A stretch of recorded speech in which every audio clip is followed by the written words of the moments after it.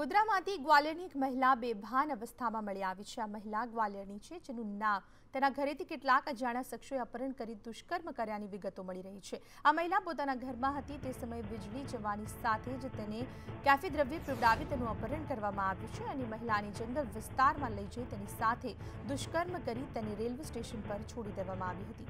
મહિલા બેભાન અવસ્થામાં હોય તે વડોદરાની ટ્રેનમાં બેસી ગઈ હતી।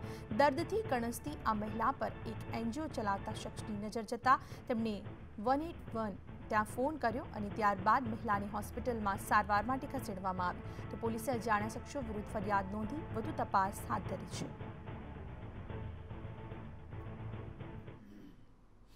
એના ઘરથી અડધો કલાકના દૂરી પર જંગલ જેવા વિસ્તારમાં લઈ જઈ એના પર સામૂહિક બળાત્કાર કરેલ છે।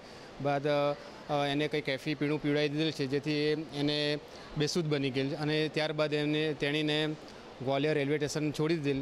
ત્યાં તેને અર્ધ બેભાન અવસ્થામાં સ્ટેશન પર ઊભેલી ટ્રેનમાં બેસી ગયેલી। એને ખબર નહીં હતું કે કઈ ટ્રેનમાં બેસી ગયેલ છે। દરમિયાન ગોધરા આવતા એની હાલત ખરાબ હતી, જે કણસતી હોય અને પેટમાં દુખાવો હોય, જેથી એક એનજીઓના એક વ્યક્તિએ 181 પર જાણ કરેલ